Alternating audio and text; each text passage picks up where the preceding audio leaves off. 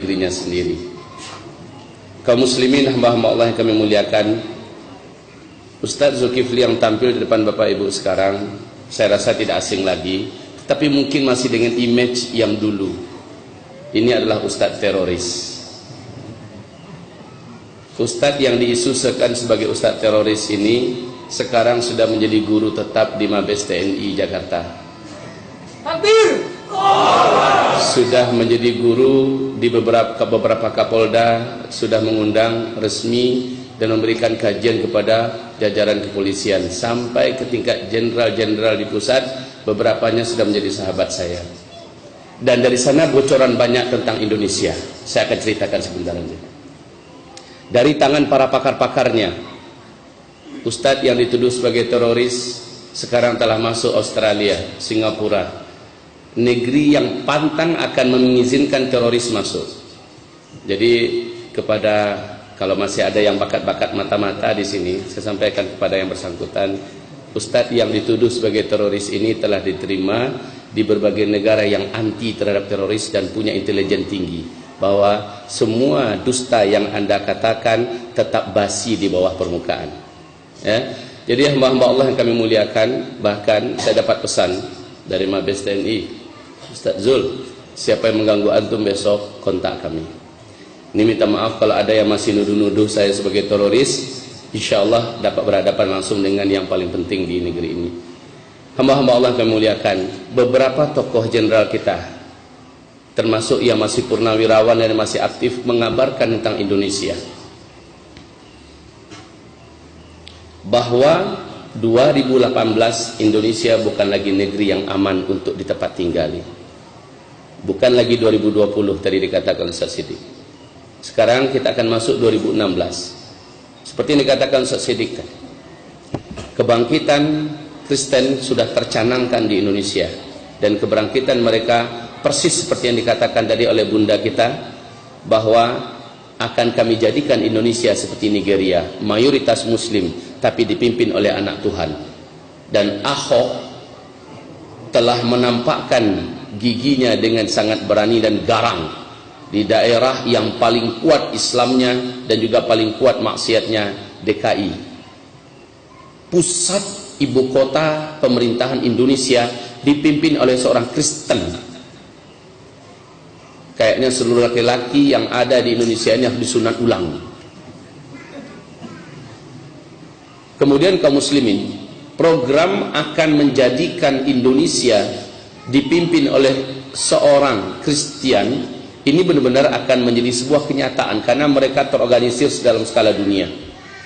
Di segi kristenisasinya, seorang pakar misionaris yang memang seorang mantan misionaris akan menyampaikan hal ini secara lugas, vulgar dan tajam pada malam hari ini. Yang kedua, Syiah. Apabila sudah bocor agenda mereka 2020, agenda ini mereka percepat menjadi 2018. Sehingga akhir daripada 2013, saat pertemuan para alim ulama Ahlus Sunnah wal Jamaah di Jakarta, tokoh-tokoh besar kita dengan beberapa badan intelijen kita dari BIN di Jakarta Pusat, pada akhirnya disimpulkan bahwa sesungguhnya Indonesia akan seperti Suriah dalam 3 atau 4 tahun yang akan datang. Ini akhir 2013 mereka umumkan. Sekarang sudah berlalu 2014, 2015, 2016, maka start 2017 atau 2018 Indonesia akan seperti Suriah atau setidak-tidaknya seperti Yaman. Wal'iyadu billah. Kemudian yang ketiga, komunis. Inilah gerakan-gerakan internasional yang sudah terasah dalam revolusi, yang sudah terlatih dalam menumpahkan darah umat Islam di muka bumi. Komunis, kebangkitan mereka di Indonesia sangat masif. Hampir-hampir saja Jokowi, kalau tidak dengan tekanan yang sangat dahsyat dari para tokoh-tokoh kita, daripada umat, Jokowi hampir-hampir saja minta maaf secara resmi kepada komunis di Indonesia. Hampir-hampir saja sejarah komunis yang pernah dihidupkan dalam kurun waktu puluhan tahun di Indonesia dikubur hidup-hidup oleh Jokowi.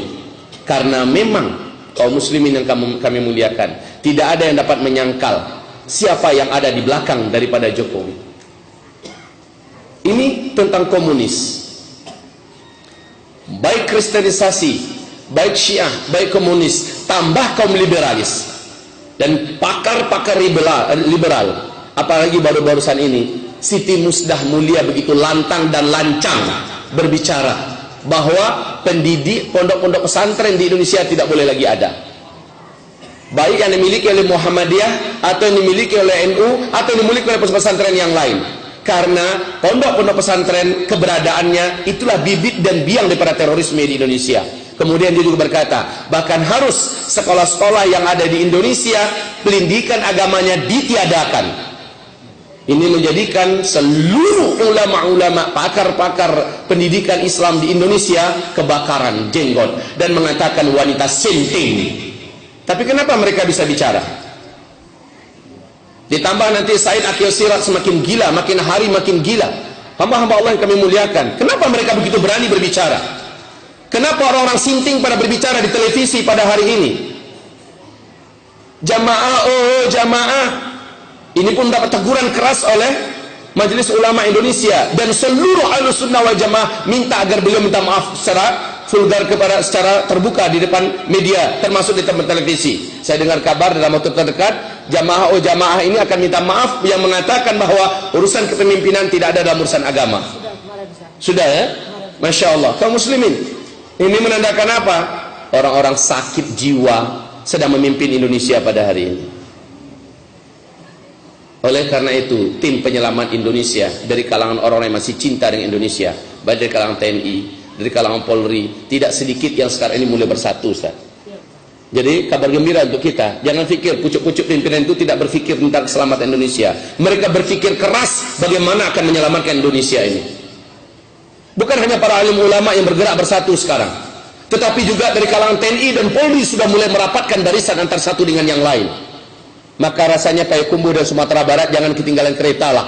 Jangan hanya gara-gara satu PKS, satu Ikhwanul Muslimin, satu Persis, satu Muhammadiyah, satu ANI, lalu tidak mau merapat saf antara satu dengan lain. Itu sudah tidak laku lagi. Saya di Australia, Pak, Masya Allah, Masya Allah kaum muslimin. Saya lihat saudara-saudara kaum muslimin kita pedulinya luar biasa dengan Indonesia ini.